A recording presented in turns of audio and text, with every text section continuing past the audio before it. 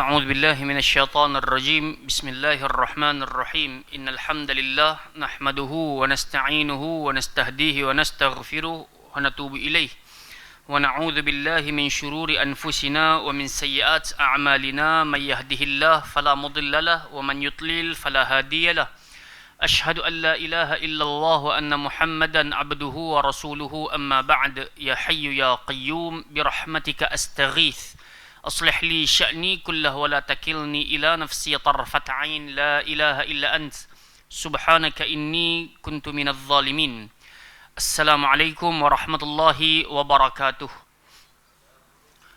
Alhamdulillah, thumma alhamdulillah, kita bersyukur kepada Allah Subhanahu wa taala limpah inayah pertolongan hidayah yang Allah taala kurnia bekalkan buat kita hari ini dapat lagi kita meneruskan kehidupan dalam kerangka kita menjadi hamba Allah Azza wa Jalla yang senantiasa patuh dan taat kepadanya dengan jalan Allah Ta'ala perintahkan kepada kita untuk berpuasa dalam bulan penuh kemuliaan dan keberkatan ini. Kemudian dengan kasih sayang Allah Ta'ala dapat kita bersama-sama berbuka puasa yang mana Nabi SAW sebutkan lis-saimi farhatani, untuk orang yang berpuasa itu ada dua kegembiraan. Kegembiraan yang pertama adalah ketika dia berbuka puasa inda fitrihi, dan juga waliqa rabbih, ketika dia bertemu dengan Allah Subhanahu wa taala. Jadi bagaimana kita nak menjadi hamba Allah Azza wa Jalla yang gembira bertemu dengannya? So kita kena ada macam yang Ustaz Uzair sebut hari itu, ketika kita menghidupkan Ramadan, kita menghidupkan puasa, qiyamul lail, kita kena ada imanan wa ihtisaban. Iman itu maksudnya ada mahabbah, kena ada rasa cinta. Happy nak puasa, happy nak buka puasa, happy nak baca Quran, happy nak semayang tarawih, maka hal-hal tersebut akan mendatangkan ghufira lahu ma taqaddama min dhanbi. Allah Taala akan ampunkan dosa-dosa kita yang telah lampau. Mudah-mudahan amin ya rabbal alamin. Fa insya-Allah malam ini kita akan terus kepada kita punya tadabbur ataupun tadarus. Apa maksud tadarus? Belajar datang daripada perkataan darasa, belajar. So tadarus maksudnya kita saling belajar, mempelajari. Jadi isunya ramai orang dekat luar sana bila dia tadarus, dia hanya konsepnya baca, habis 10 muka ataupun dia ulang sekali lagi, habis 20 muka, maka dia pun kata aku dah khatam. Sedangkan maksud tadarus itu sendiri adalah kita baca kemudian cuba untuk menghayati, memahami, cuba nak beramal, berazam nak menyebarkan. So itu sepatutnya konsep tadarusnya. Bukan hanya setakat dah baca daripada awal sampai habis muka surat 20, hashtag dan juzuk 1. So itu bukan tadarus. Itu lebih kepada tilawah syok sendiri. Okey, jadi malam ini kita akan masuk kepada surah yang kedua, yang mana pada perjumpaan yang lepas kita dah habis surah Ad-Duha. So hari ini kita masuk surah Al-Insyirah ataupun surah Asy-Syarh, yang mana Allah Subhanahu wa taala letakkan di dalamnya ada 8 ayat. Baik, sebelum kita pergi kepada tafsirnya, kepada tadabburnya, ada lebih baik kita ambil manfaat dengan mendapatkan cara bacaan yang betul terlebih dahulu. So, saya baca, kita ikut bersama-sama. Bacalah dengan hati dan jangan baca dengan nafsu, tenang-tenang dalam sebutan dan juga pembacaan. A'udzu billahi minasy syaithanir rajim.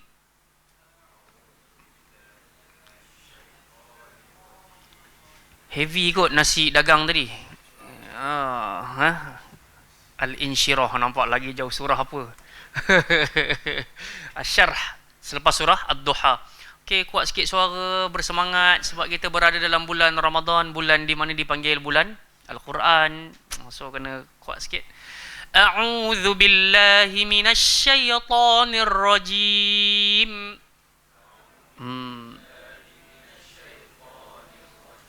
Lama Baitul Salam tak bergema macam ni dia.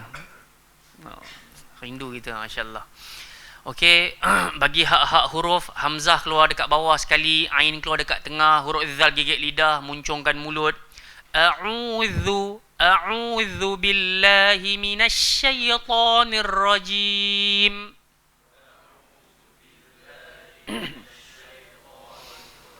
Okey, makhraj huruf zal dengan dha dia sama.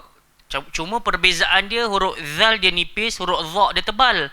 So jangan baca a'udzu, zu berat, nipis. A'udzu lembut saja. أعوذ بالله من الشيطان الرجيم.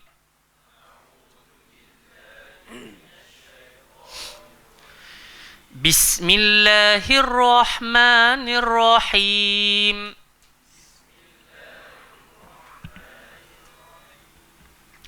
ألم نشرح لك صدرك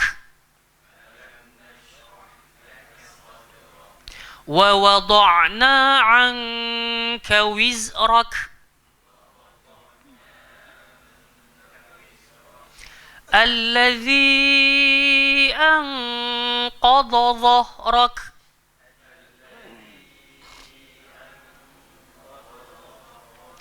ورفعنا لك ذكرك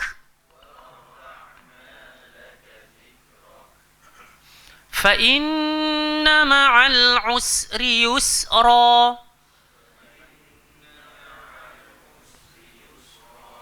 إن مع العسر يسرا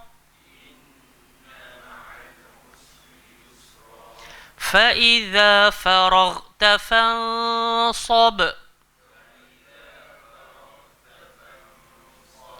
وإلى ربك فارغب. إن شاء الله. شهي فضل.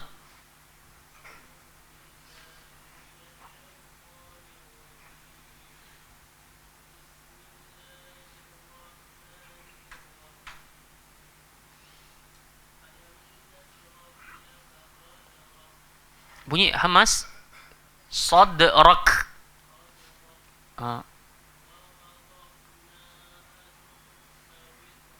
Wiz, huruf zai belanja. Anka wizrak. Okey, kemudian dah belanja jangan ada lantunan wiz. Diam je. Wizrak.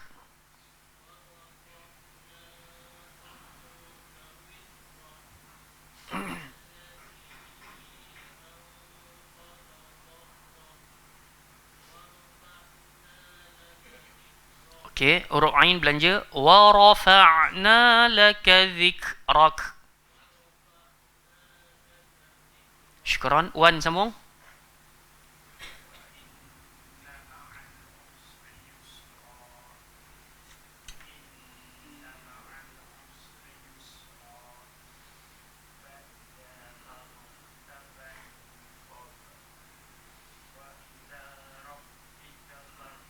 Huruf nun bila bertemu dengan huruf sad ataupun apa-apa huruf ikhfa, lidah kita nak kena buat apa? Lidah kita nak kena statik. Tadi lidah Wan langgar langit. Sebab tu bunyi dia fan sob. Dia tak boleh bunyi fan. Dia kena bunyi fa. Dekat situ aja. Fa. Baru dia langgar belakang gigi bawah. Sod gemuk. Fa sob. Cuba. Jangan fan. Kalau fan, lidah pergi. Langgar langit dia jadi izhar. Baik, fadal. Daripada awal. Bismillah. Dengan awal tamat tu.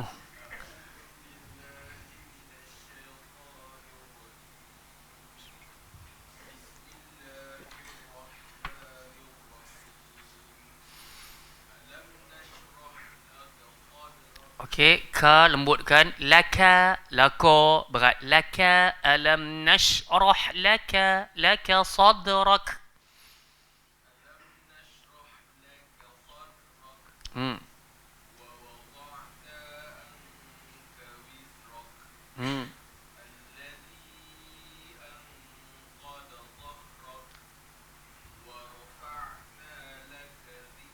Okey, syukran. Iti. Fa'in.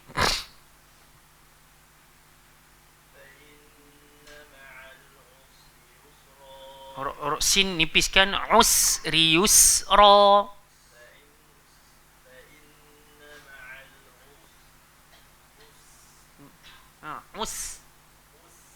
Macam tu. Buka mulut. Usri yusra.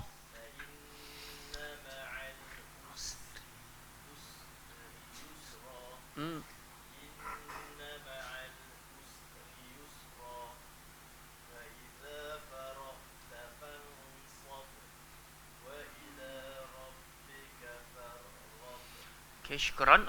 Kak Syah, sila.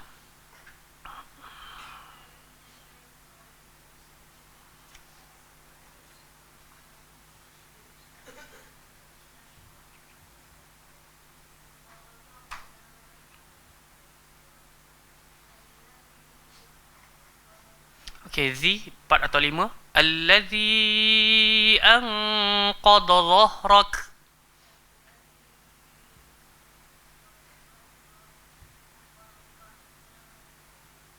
Okay, sebelah sila.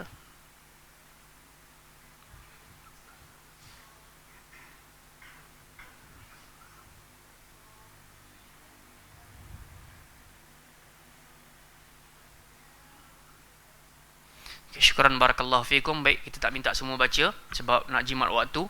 Baik, ala kulli hal, sekarang kita nak nampakkan surah ni antara surah favorite orang-orang baca dalam solat. Imam-imam lah especially. Saya tak pasti. Kita-kita kalau semai sendiri-sendiri, saya rasa lebih ramai baca inna a'tayna lah. Dengan qul lah. Wah, kan? Tapi kalau imam-imam dia tak baca inna a'tayna, dia takut kredibiliti dia jatuh. Tapi kalau semayang kat masjid Nabi, biasa je imam kalau semayang maghrib dia akan baca inna a'tayna dengan qul huwallah. Tapi kita kat sini kadang-kadang kita suka yang panjang-panjang sikit lah. Macam tadi pun kita baca Al-Humazah dengan apa satu lagi surah saya baca tadi? Al-Ma'un, barakallahu fikum. Kadang-kadang dah buka puasa dia hilang surah apa yang membaca tadi ya. Kan dia tak jumpa kan. Tapi kita dapat jumpa tu alhamdulillah, wis bawa ke jalan yang benar. Okey. Biasa kalau saya jadi makmum dan saya dapati imam baca surah ini, di sana ada beberapa kesalahan yang saya harap yang para lelaki yang dah berumah tangga, dah jadi suami, kita jangan buat kesalahan tu ketika jadi imam dekat rumah. Begitu juga kalau yang tak menikah lagi, semoga Allah Ta'ala temukan jodoh dan juga bacaannya mudah-mudahan jadi betul dan tepat. Adapun yang perempuan, kalau kita dengar suami kita baca kurang tepat, kita betulkan. Baik, first kali pada alam, dia tak boleh nak panjang. Alam tak boleh. Lama pun tak boleh. Sebab apa? Dekat atas mim tu ada tanda apa? Baik. Atas mim tu ada tanda sukun. Bila ada tanda sukun, mim dengan nun ni, kalau ada je tanda sukun, confirm sampai kiamat kena jelas. Dia tak boleh panjang sikit apa. Alam nasyrah, tak boleh dah. Diam je, one step. Alam, diam. Kemudian nash, dia tak perlu kepada shin tu jangan muncung. Nash, tak nak. Nash. Sebab huruf shin keluar kat mana Ijaz ni? Huruf shin. Lidah, betul. Lidah keluar kat mana? Lidah depan, tengah, belakang. Tengah, langgar langit, betul. So dia tak kena mengena dengan bibir. So tak perlu alam nash, tak perlu alam nash. Langgar atas, nash. Alam nash roh. Tadi saya perasan ada yang baca ra, dia masih nak muncung nash roh, tak betul juga. Ra, dia tak perlu kepada ro. Okey, so ra, alam nashrah. Ha keluar dekat tengah ni, bukan dekat bawah sekali. Kalau bawah sekali jadi ha apa Eti? Alam nashrah, salah. Alam nashrah. So kita rasa dia punya angin tu laka lah. Tadi ada yang baca laka, gemuk sikit, jangan lembutkan dia laka sebab huruf kaf tak masuk huruf isti'la. Di huruf rendah. Sad kena ada qalqalah. Qalqalah tu maksud dia apa bang? Lantun. Lantun tu kena gemuk ke nipis? Kubra ke sughra? Sughra kecil. So dia punya bunyi sad cukup. Tak perlu bunyi sad. Tak perlu macam tu. Sad cukup. Sad rak. Yang rak tu bunyi apa nama dia? Hukum dia? Syah? Rak. Apa hukum tu kat situ? Ha? Syarul. Rak. Bunyi apa tu? Hamas. Nama dia hamas. So dia kena bunyi separuh daripada huruf tu. Rak. Kena bunyi sikit. Kalau kita bunyi rak, betul ke salah? Kalau bunyi rak jadi apa? Qalqalah. Rakabai kena pergi kat gym. Baru dengar. Okey, kita pergi kepada ayat yang kedua. Wa wada'na, huruf ain keluar dekat mana? Ain. Keluar kat mana? Baik. Halkum. Oh, gelak pula. Syazlan, ain. Hidung. Oh, itu yang biasa meja kesalahan. Ramai keluarkan hamzah dengan ain kat hidung. Tak betul. Hamzah, ain keluar dekat tengah-tengah tekak halkum. Sahih. So batang tekak kita keluar berapa huruf? 3. 6. Atas sekali keluar huruf kha dengan ghain. Sebut-sebut. Kha ghain. So kita rasa itu tempat keluar atas sekali. Tengah-tengah keluar ha dengan ain. Sebut. So dia keluar kat tengah-tengah ni. So bila baca dia ni, dia punya bunyi wa wada'. Kalau kita baca kat hidung wa wada', dia naik do', tak betul. Wa wada'. Sama juga. Okey, sebelah dia ni yang biasa orang salah ni, ang. Dia confuse antara ayat 2 dengan ayat 3. Pasal dua-dua ada ang, betul tak? Dia tertukar. Ain dulu ke hamzah dulu? Sebab tu pula peri pentingnya belajar bahasa Arab, supaya kita tahu maksud dia tak berubah. Ain dekat sini maksudnya darimu ataupun atasmu. Wa wada'na ang. So kalau kita bagi hamzah, dia tukar maksud. Ang, tak betul. Dia punya bunyi mesti masih ramai-ramai. Wa wada'na anka wizrak. Okey, cantik. So kesalahan yang biasa orang buat common dekat ayat 3 macam tadi juga. Ang dia tertukar jadi ang, ataupun dia bawa keluar hamzah tu kat hidung. Allazi ang dah tak betul dah. So dia kena ke bawah. Ang qada. Qaf gemuk ke tak gemuk? Okey, so dia panggil isti'la, huruf dot pun kena isti'la. Tak boleh baca angkada. Ang qada dhahrak. Sebut. Okey, ayat 4 biasanya tak jadi masalah.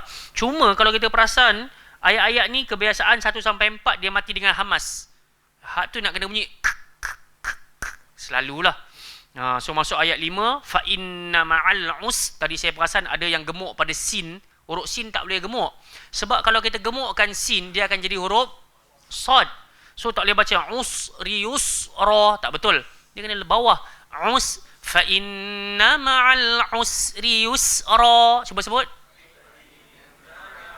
Usri yusra. Cantik. Inna ma'al usri yusra. Dan kita nak kena simpan dalam kepala huruf sin ni antara huruf belanja. So memang kena bunyi us.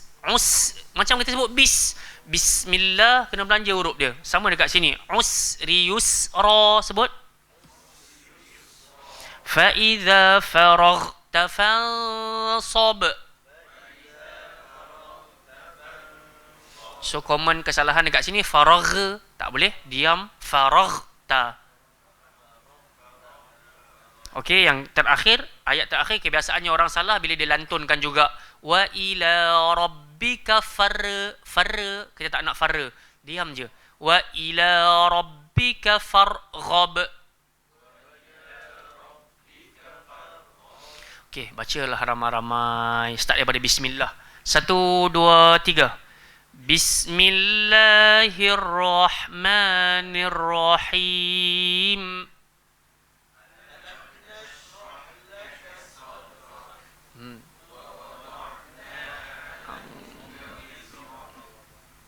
Alladhi anqadha dhahrak wa rafa'na laka dhikrak fa inna ma'al usri yusra. Inna ma'al usri yusra fa idza faraghta fansab wa ila rabbika farghab. Barakallahu fikum. Jom sama-sama kita ambil manfaat daripada pembacaan surah Asy-Syarah ini.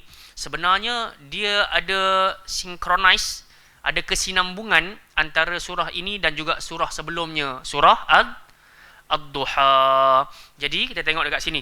Tafsir surah Asy-Syarah. Surah Al-Insyirah, okey, nama lain dia Al-Insyirah ataupun nama dia Asy-Syarah. Merupakan surah ke-94. Surah ini terdiri dari 8 ayat. Al-Insyirah maksudnya apa? Kelapangan dada. Kelapangan dada. Surah Al-Insyirah termasuk surah Makkiyah. Jom kita tengok apakah hubungan surah Ad-Duha dengan surah Al-Insyirah. Surah Ad-Duha dan surah Al-Insyirah memiliki keterkaitan, iaitu sama-sama membahas nikmat Allah Ta'ala kepada Nabi Muhammad sallallahu alaihi wasallam. Sebahagian ulama menyatakan bahawa kedua surah ini tergabung dalam satu surah, meskipun sebenarnya kedua surah ini berdiri sendiri dan terpisah masing-masing. Sebahagian berpendapat surah ini bersambung. Kalau kalian pernah tengok ada satu video budak kecil, dia punya suara sangat sedap, dia buat macam konsert nasyid, tapi dia baca surah Ad-Duha. So dia baca sampailah wa amma bi ni'mati rabbika fahaddith alam nashrah laka sadrak. Dia berhenti kat situ. So sebahagian berpendapat dua surah ini dia saling tercantum, tapi yang diletakkan dekat sini masing-masing terpisah, berdiri sendiri dan terpisah masing-masing. Surah Ad-Duha berbicara tentang nikmat zahir atau fizik dalam diri Nabi Muhammad sallallahu alaihi wasallam. So surah ni cerita tentang nikmat. Alam Nashrah pun cerita tentang nikmat juga. Surah Al-Insyirah pula membahas nikmat maknawi berupa semangat dan kelapangan dada Nabi Muhammad sallallahu alaihi wasallam. Sebab tu kita dah pernah bagi tahu, ramai di kalangan kita dia sangka nikmat itu hanya duit, hanya bonus, hanya upah. La. Sebab tu penting dalam kita cari sumber rezeki untuk fizikal kita, penting juga untuk kita cari rezeki untuk kita punya hati. Sebab tu Nabi pernah sebut, selalu saya baca hadis ni, Nabi kata laisal ghina ghinal mali wal arad walakinnal ghina ghinan nafs, atau kama qala. Nabi kata bukanlah seseorang itu dipanggil orang kaya bila dia banyak duit dan banyak harta, tapi sebenar-benar orang kaya adalah orang yang kaya hati, orang yang kaya jiwanya. So dekat sini dinyatakan kepada kita surah Al-Insyirah membahaskan nikmat maknawi berupa semangat dan kelapangan dada Nabi sallallahu alaihi wasallam. Oleh kerana itu surah Al-Insyirah diturunkan untuk mengingatkan Nabi terhadap nikmat Allah yang berupa kelapangan dada. Hari ni kita lapang dada ke tak lapang dada? Ke ada semak samun dalam hati? Baik, sebab itu kalaulah kita ni banyak duit sekalipun, tapi kalau hati tak tenang, hati tak lapang, kita akan rasa dunia ni sempit sangat. Tapi once kita tak ada banyak harta, tapi kita ada kecukupan, tapi hati kita ni lapang saja, pastilah kita jadi orang yang berbahagia. Sebab tu pada pertemuan yang lepas pun kita dah baca sebuah hadis, Nabi kata mali walid dunia, ada apa aku dengan dunia. Menunjukkan sifat zuhud Nabi ni tahap paling tinggi kan. Menunjukkan bila sahabat-sahabat ni nak bentangkan tilam yang selesa pun, Nabi kata innama mathali wad dunya karakibin istadhalla tahta syajarah thumma raha wa tarakaha. Aku dengan dunia ni macam orang tengah berjalan tengah hari, nampak ada satu pohon rendang, aku pun berehat sat, cukup masa aku sambung jalan balik. Okey, so dekat situ nak bagi tahu ada apa aku dengan dunia ni. Subhanallah, kita hari ni waktu tengok orang pakai Mercedes, BMW, Alphard, Velfire, kita kadang-kadang terusik sikit hati. Tapi kalau kita faham hadis tadi, kita ikut cara Nabi ajar, apa doa dia itu? Kalau kita tengok kelebihan yang ada pada orang, nak kena baca apa? Satu. Lagi? Saya terlihat satu video, dia kata gini. Kalau rezeki itu ada pada kita, baru kita sebut Masya Allah. Tengok video tu? Tak tengok? Ada satu syekh tu dia bahas. Sebenarnya penggunaan Masya Allah ni ramai orang tersilap guna. Kalau rezeki tu ada kat kita, kita pakai telefon mahal ke, kita pakai jam mahal ke, contoh kan, orang kata dekat kita kan, ush, cantik jam kau, ustaz, lawa jam ustaz. So kita pun sebut Masya Allah. Tapi once kita nampak ada kelebihan dekat orang, AT beli motor baru ke, Wan beli kereta baru ke, contoh kan, so ucapan kita adalah Allahumma barik laka, ataupun barakallahu fiik, semoga Allah memberkati atas nikmatnya ke atas dirimu. So itu yang sepatutnya kita sebut. Faham tak, Bay? Kalau rezeki tu ada pada orang, kita sebut barakallahu fiik. Dulu waktu saya beli Versys dulu kan, motor Kawasaki tu, bawa jumpa Ustaz Shimi je, terus dia pegang je barakallahu fiik. Kemudian dia pun sebut Allahumma inni as'aluka khairaha wa a'udzubika min syururiha. So saya rasa lapang dada sangat. Sebab bila bawa bertemu dengan orang kebiasaan, dia akan sembang lain. Berapa harga motor ni? Mahal tak? Fuyo, cantiknya. Wow. Dia akan keluar ucapan-ucapan tu. Tapi bila bawa jumpa orang-orang soleh, dia pegang je. Allahumma barik lak.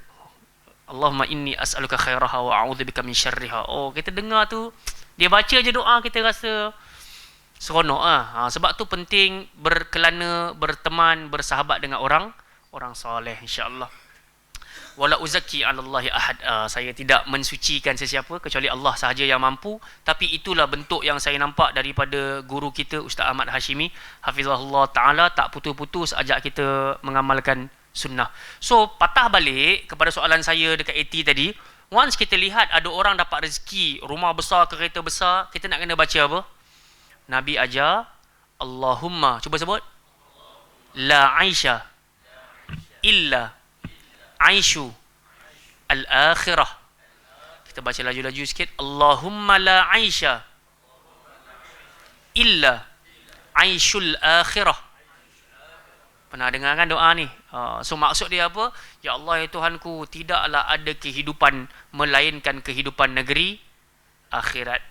So kalau pergi rumah, masuk Taman Tun, sampai Damansara, sampai dekat Ampang Hilir, nampak rumah besar-besar tu, tengok tu, memanglah kita kadang-kadang cantiknya rumah dia, tapi once kita baca je Allahumma la aisha illa aishul akhirah, hilang dia macam kan, lana a'maluna walakum a'malukum. Aku ada kerja aku, kau pun ada kerja kau. Sebab tu kau mampu dapat rumah tu, aku pun ada rumah macam ni, cukup.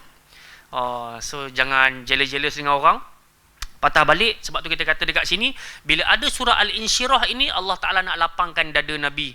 Kalau kita tengok surah Ad-Duha tu, kan Allah Ta'ala kata, wa wajadaka 'ailan fa'aghna.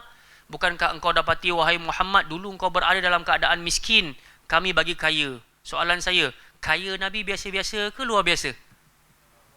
Kaya Nabi luar biasa. Kan, Nabi multi-millionaire kot. Tapi macam mana Nabi boleh buang kekayaan tersebut? Itu luar biasa.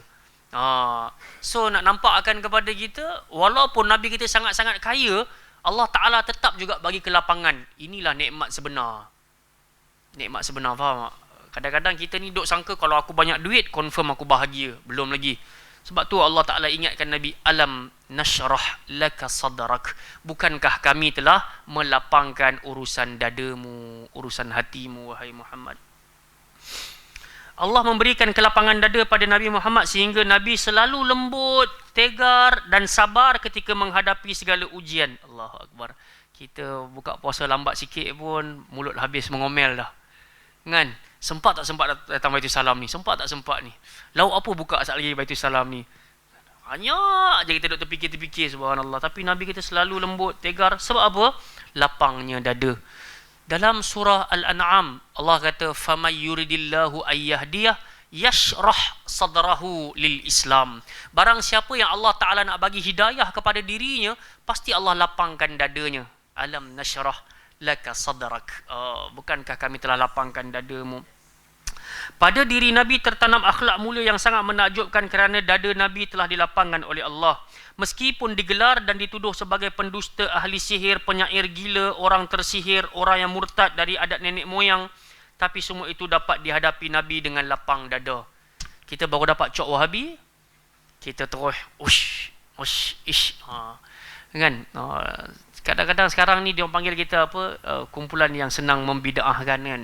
So ayat-ayat gitu kalau kita terima sikit pun kita dah rasa macam, uish, ni kalau aku jumpa depan-depan ni tak ada gigi hang ni, contoh kan, kita macam ni. Tapi Nabi kena macam-macam, kena balik najis, kena ahli sihir, kena orang gila. Ini yang kita nak kena ambil tadabbur isinya. Nak jadi macam Nabi jauh sekali lah kan. Tapi kita ada suatu azam, kita ada sebuah niat, keinginan nak ikut jalan Nabi SAW. Tak dapat 100% pun, dapat sikit pun, itu yang Syekh Al-Albani rahmatullahi alaih dia kata, bukan menjadi keutamaan untuk kita sampai garisan penamat Islam, tapi menjadi keutamaan untuk kita untuk mati atas jalan Islam. Tak sampai keseluruhan yang macam Nabi buat tu pun tak apalah, tapi sekurang-kurangnya tengah hidup ni, tengah berada dalam bulan Ramadan ni, kita cuba buat sunnah-sunnah yang termampu. Fattaqullah mastata'tum. Bertakwalah kepada Allah ikut kadar kemampuan dirimu. Baik, kita pergi. Boleh sambung tak ni? Okey, 945 insya-Allah. Ayat kedua, wa wada'na anka wizrak, dan kami pun telah menurunkan bebanmu darimu. Secara bahasa wizrun maksudnya dosa.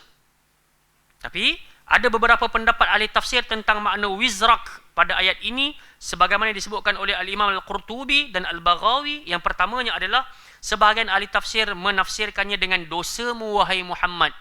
Ini sebahagian penafsiran menunjukkan ni kena terima dengan lapang dada ni. Nabi kita buat dosa ke tak buat dosa? Ni dekat sinilah pecahannya. Nabi kita buat dosa ke tak buat dosa? Apa erti maksum, Hijazi? Maksum, terselamat daripada melaksanakan dosa. Tapi terselamat daripada dosa yang macam mana? Dekat sini pula ada perbincangan dia. So kalau dalam kitab ni dia katakan maksum, Nabi kita Muhammad sallallahu alaihi wasallam adalah ketika baginda sallallahu alaihi wasallam mendapatkan risalah wahyu yang dihantar oleh malaikat Jibril, Nabi tak pernah buat salah. Dalam menyampaikan tu, Nabi terhindar daripada melakukan kesalahan. Tapi dari sudut kemanusiaan, Nabi kita buat salah ke tak buat salah? Ada kesalahan baginda salah. Apa dalilnya? Dekat sini disebutkan qul innama ana basyarum mithlukum. Katakanlah wahai Muhammad, aku ni dengan kalian sama ke tak sama? Sama je sifat manusiawi kita. Apa beza kita dengan Nabi? Yuha ilayya annama ilahukum ilahu wahid. Beza aku dengan kalian, aku dapat wahyu, kalian tak dapat wahyu. Dan dalam waktu yang sama juga Nabi kata kullu bani adam khatta'un, setiap anak Adam mesti buat salah. Wa khairul khatta'in at-tawwabun, dan sebaik-baik mereka yang buat salah adalah mereka yang cepat-cepat bertaubat pada Allah Subhanahu Wa Taala. Banyak aja ayat Quran kat dalam ni, subhanallah, bagus kitab ni, memang kalian kena beli. Kat sini dah habis IT. Kat rumah ada lagi 4, betul lagi. Kena dapat kitab ni, masya-Allah. Apa dalil lagi? Para nabi pun buat salah dekat dalam ayat surah Taha 121 122. Wa asa adamu rabbahu faghawa, dan derhakalah Adam kepada Tuhannya dan sesatlah dia. So Nabi Adam buat salah ke tak buat salah? Makan buah khuldi. Kalau kita tengok pula dalam surah Hud, qala ya Nuh innahu laysa min ahlik innahu amalun ghairu salih. Allah Taala tegur Nabi Nuh, wahai Nabi Nuh, innahu laysa min ahlik, anak hang tu bukan anak hang lagi dah. Innahu amalun ghairu salih, dan urusan kau minta ampun untuk anak engkau yang lemas ketika engkau ajak dia naik kapal tu bukan benda yang baik. So menunjukkan Nabi Nuh juga tergelincir melakukan kesalahan dan kesilapan. Ini yang Allah Ta'ala kata wa wada'na anka wizrak. Okay? Dan kami telah pun menurunkan bebanmu darimu. Kita pergi pada ayat yang ketiga pula. Allazi anqadha dhahrak, yang memberatkan punggungmu. Anqadha ni, ni kadang-kadang saya sendiri pun tak tahu. So bila baca macam ni kita rasa happy nak share. Anqadha diambil daripada perkataan naqdun, iaitu suara yang keluar dari punggung unta. Apa tu maksud dia? Kuntut tu. Suara yang keluar dari punggung unta ketika diletakkan beban berat di atas pelananya. Patutlah dulu waktu saya naik atas unta dekat Jordan, waktu naik dekat Saudi kan, bila kita duduk kat atas dia, kita lebih muatan sikit, dia pun berbunyi kan. Kita pun ingat dia kentut. Pasal apa? Rupa-rupanya setiap kali ada pemberat letak kat belakang unta, maka akan keluar angin. Okey. Demikianlah kondisi Nabi dan secara umum orang-orang soleh. Orang soleh akan merasa berat ketika terjerumus dalam dosa. Dia akan berasa malu di hadapan Allah, dadanya akan rasa sempit kerana sangat menyesal. Oleh kerana itulah Allah meminta Nabi agar takut kepada Allah terhadap maksiat. Allah berfirman, "Qul inni akhafu in asaitu rabbi azab yaumin azim." Katakanlah wahai Muhammad, aku benar-benar takut akan azab hari yang besar, iaitu hari kiamat, jika aku derhaka terhadap Tuhanku. Surah Al-An'am ayat 15. Jadi Allah Ta'ala lapangkan dada Nabi. Allah Ta'ala buat apa? Allah Ta'ala cabut, menurunkan beban darimu, yang mana memberatkan belakang badan Nabi sallallahu alaihi wasallam. So naqdun ini adalah angin yang keluar daripada punggung unta ketika beban diletakkan di atas belakang baginda sallallahu alaihi wasallam. Ayat keempat, wa rafa'na laka dzikrak, dan kami tinggikan sebutan namamu bagimu. Saya pendekkan cerita. Nabi kita Muhammad sallallahu alaihi wasallam setiap kali solat Allah Taala tinggikan darajat Nabi, betul? Apa kita buat? Kita sebut selawat. Allahumma salli ala Muhammad wa ala ali Muhammad kama sallaita ala Ibrahim wa ala ali Ibrahim innaka Hamidum Majid sampai habis. Menunjukkan wa rafa'na laka dzikrak, inilah mukjizat Nabi sallallahu alaihi wasallam, kebenaran Al-Quranul Karim. Bukan Nabi pandai-pandai reka wa rafa'na laka dzikrak, sebab kita memang dituntut, bahkan rukun, betul? Selawat ke atas Nabi sallallahu alaihi wasallam. Memang dalam semayang ayat akhir tu nak kena baca selawat. Menunjukkan orang tu tua ke muda ke kaya ke miskin ke kulit putih ke kulit hitam ke, dia kena selawat ke atas Nabi sallallahu alaihi wasallam. Dengan itu darajat Nabi senantiasa diangkat-angkat. Ayat 5 ayat 6. Fa inna ma'al usri yusra, inna ma'al usri yusra. Maka sesungguhnya bersama kesulitan pasti ada kemudahan. Sesungguhnya bersama kesulitan pasti ada kemudahan. Baik, dekat sini ada para ulama menyatakan ada 4 penguat pada kedua ayat ini. Pertama, Allah buka ayat ini dengan inna. Maksudnya sesungguhnya, yang memberikan penekanan bagi ayat setelahnya. So bila Allah kata inna tu, Allah nak bagi tahu lepas tu ada benda penting. Apa benda penting tersebut? Ma'al usri yusra. Dengan adanya kebersamaan kepayahan, pasti akan ada kesenangan. Okey. Kedua, Allah Ta'ala mengulangi kalimat tersebut dengan maksud menegaskan. Ketiga, Allah menyebutkan al-usri dalam bentuk ma'rifah yang diawali dengan alif lam. Okey. Kalau kita perasan, ma'al ada alif lam tak dekat situ? Ma'al usri. Tapi dekat yusra ada tak alif lam? Tak ada. Inna ma'al, sekali lagi ada alif lam. Kata alif lam dalam kalimah tersebut artinya adalah alif lam al-ahdiyah, sehingga al-usri yang kedua adalah al-usri yang tadi telah disebutkan pertama. Hal ini berbeza dengan yusra yang disebutkan dalam bentuk nakirah yang berakhiran dengan tanwin, sehingga yusra yang kedua berbeza dengan yusra yang pertama. Dengan demikian dapatlah disimpulkan bahawasanya dalam kedua ayat ini kesulitan hanya disebutkan sekali. Tapi yusra tadi tak ada alif lam, dia disebut 2 kali. Boleh faham tak? Walaupun kita baca inna ma'al usri yusra, fa inna ma'al usri yusra, tapi alif lam tadi dibawa satu je kesulitan. Tapi yusra tadi ada 2 kebaikan. Boleh Syekh? Boleh nampak? Okey, alhamdulillah. Para salaf mengatakan lan yaghliba usrun yusraini, tidak mungkin satu kesulitan, kepayahan akan mengalahkan 2 kemudahan. So hari ini jangan risau, kalau Allah Ta'ala uji kita dengan kepayahan, kesulitan, kena yakin akan ada 2 kemudahan sampai pada kita. Akan ada 2 bantuan Allah Subhanahu wa ta'ala, insya-Allah. Ayat 7, fa idza faraghta fansab, apabila engkau telah selesai dari satu urusan, tetaplah bekerja keras untuk urusan yang lain. Macam tadi kan, kita dah puasa penat-penat, bukan setakat buka puasa kemudian terlena. Tapi Allah kata fansab. Maksud fansab dekat sini usaha, kerja keras untuk kebaikan yang lain. Sebab tu kita dengar kuliah ni pula. Habis-habis dengar kuliah ni nak buat apa pula? Salat Isyak dulu. Macam mana nak tarawih terus? Kan dah Isyak. Kita buat solat apa pula? Ba'diyah dulu. Ba'diyah dengan tarawih mana lagi tinggi darajat? Ba'diyah lagi tinggi darajat, dan itu adalah pegangan mazhab Syafi'i. So lepas lompat sebab ada orang, saya yakin, saya pergi jadi imam beberapa tempat, habis sahaja sembahyang Isyak dia terus melepek. Sampailah Tok Bilal pun kata apa? Salatut tarawih yarhamkumullah. Barulah kelang kabut. Salatu jami'ah. Dia kena gitu. Dia pun sebut as-salatu la ilaha illallah. Kita pun pernah belakang tak faham. Awak dia sebut lagu tu kan. Kemudian dia pun angkat takbir dengan penuh khusyuk, sedangkan dia melupakan yang sebenarnya ba'diyah Isyak tu lebih utama daripada salat sunat tarawih. Sampai-sampai Nabi tak pernah tinggal pun. Okey, ayat terakhir, wa ila rabbika farghab, dan hanya kepada Tuhanmu lah engkau berharap. Dekat dalam ayat ini Allah Ta'ala nak didik kita dalam posisi, kondisi apa pun kita, senantiasalah bergantung pada Allah Ta'ala. Sebab tu dalam sebuah hadis qudsi Allah Ta'ala kata, udhkuruni fir rakha adhkurukum fisyiddah.